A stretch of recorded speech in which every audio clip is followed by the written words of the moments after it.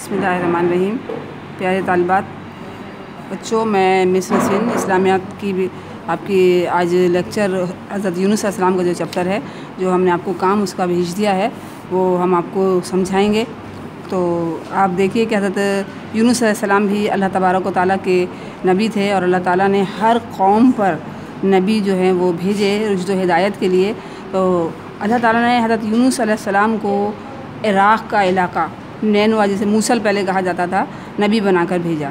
تو تاکہ آپ علیہ السلام لوگوں کو ہدایت دے سکیں۔ اور حضرت یونس علیہ السلام کو جب اللہ تعالیٰ نے نبوت عطا فرمائی تو اس وقت ان کی عمر مبارک 28 برس تھی۔ حضرت یونس علیہ السلام نہایت تحمل کے ساتھ، جیسا کہ ہر نبی نے ایسا کیا کہ صبر و تحمل کے ساتھ اپنی قوم کو ہدایت کا راستہ دکھاتے، اللہ تعالیٰ کے احکامات پہنچاتے، کیونکہ اس کام میں بیٹے بہت مشکلات کا سامنا جو ہے وہ نیک لوگوں کو یعنی پیغمبران کو کرنا پڑتا تھا، کہ جب وہ اپنی قوم کو ایک اللہ کی وحدانیت کی طرف لاتے تھے تو وہ لوگ چونکہ بت پرستی اور گمراہی میں پڑے ہوتے تھے، تو یہ چیز ان کے لیے بڑی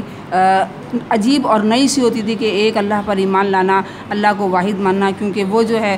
بہت سارے خداؤں کو کے عادی ہوتے تھے پوجنے کے اور عبادت کرنے کے، تو یہ چیز ان کو بڑی عجیب و غریب لگتی تھی۔ تو یہ ہر پیغمبر کے ساتھ ایسا ہوتا رہا۔ تو اسی طریقے سے حضرت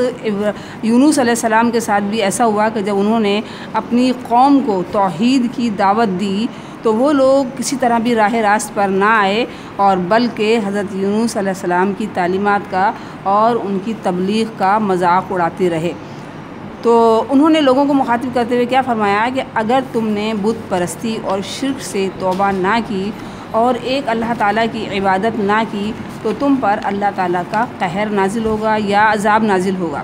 اور پورا شہر جو ہے وہ مطلب عذاب کی لپیٹ میں آ جائے گا۔ عذاب کی کوئی بھی شکل ہو سکتی ہے کہ عذاب کسی بھی طریقے سے آ جائے۔ تو آپ علیہ السلام نے اپنی قوم سے یہ کہا کہ جب اللہ تعالیٰ کا عذاب نازل ہوگا تو پورا شہر تباہ اور برباد ہو جائے گا۔ تو یہ ہر قوم کا جو نبی آتا تھا تو وہ اپنی قوم کو یہی پہلے اللہ کی وحدانیت سے آگاہ کرتا تھا، اور اس کے بعد جب وہ لوگ مانتے ہی نہ تھے کسی بھی طریقے سے تو پھر اللہ تعالیٰ کے عذاب سے بھی ڈرایا جاتا تھا۔ اسی طریقے سے حضرت یونس علیہ السلام نے بھی اپنی قوم کو اللہ تبارک و تعالیٰ کے عذاب سے ڈرایا کہ اگر تم نے میری بات نہ مانی تو تم پر اللہ تعالیٰ کا عذاب نازل ہوگا۔ اب چونکہ وہ اس زمانے میں جو لوگ تھے وہ اس عذاب کو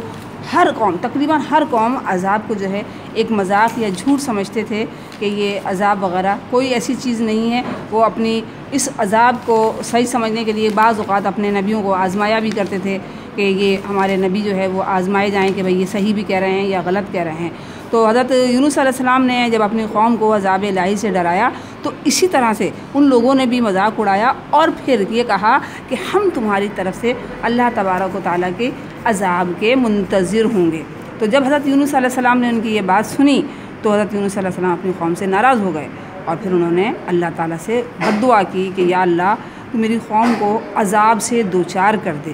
اب اس بد دعا کرنے کے بعد حضرت یونس علیہ السلام نے اپنی قوم کے اوپر کیا عذاب آتا ہے کیا نہیں آتا اس کا کوئی انتظار نہیں کیا، اور اپنے شہر سے نکل گئے۔ اب دوسری طرف دیکھیے کہ حضرت یونس علیہ السلام تو اپنا شہر چھوڑ کے نکل گئے، حضرت یونس علیہ السلام کی جو قوم تھی وہ اپنے پیغمبر سے جو ہے وہ محروم ہو گئی، اور حضرت یونس علیہ السلام کے جانے کے بعد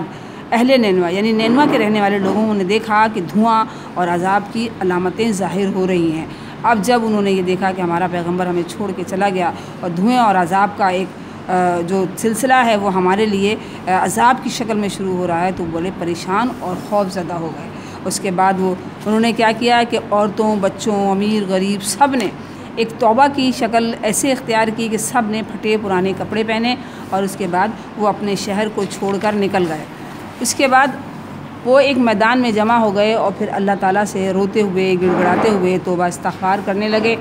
کہنے لگے یا اللہ ہمیں حضرت یونس علیہ السلام واپس چاہیے، یا ہم ان کی پیروی کا تجھ سے عہد کرتے ہیں، اے پروردگار ہم تجھ سے اپنے نبی کی پیروی کا عہد کرتے ہیں اور تجھ سے توبہ کرتے ہیں۔ اب وہ گریہ زاری کی۔ اب توبہ کی ایک شکل یہ ہوتی ہے کہ ایک زبانی کلامی توبہ ہوتی ہے، لیکن ایک جو سچی توبہ ہوتی ہے اس میں توبہ کرنے والے جب گریہ زاری کا اظہار کرتے ہیں تو اللہ تعالیٰ اپنے بندوں کے چونکہ دلوں کے حال جانتا ہے، اللہ نے جان لیا کہ ان کی گریہ زاری اور ان کی توبہ استغفار جو ہے وہ صحیح ہے، تو اللہ تعالیٰ نے ان کی توبہ قبول فرما لی اور ان پر سے اپنا عذاب ٹال دیا۔ اب اس واقعے کا ذکر قرآن کریم میں اس طرح سے فرمایا، اللہ تبارک تعالیٰ فرماتا ہے کہ کوئی بستی یعنی سورہ یونس کی آیت نمبر 98 میں اللہ تعالیٰ نے فرمایا کہ کوئی بستی ایمان نہ لائی کہ ایمان لانا ان کو نفع دیتا، سوائے یونس علیہ السلام کی قوم کے کہ جب وہ ایمان لے آئے تو ہم نے ان پر سے دنیا کی زندگی کا عذاب ٹال دیا اور ان کو ایک مدت تک سامان زندگی عطا کیا۔ مطلب یہ کہ بہت ساری قوموں نے، اللہ نے یہ بات اس لیے بیان فرمائی کہ اور بھی حضرت موسیٰ علیہ السلام کی قوم نے، بنی اسرائیل کی بے شمار قوموں نے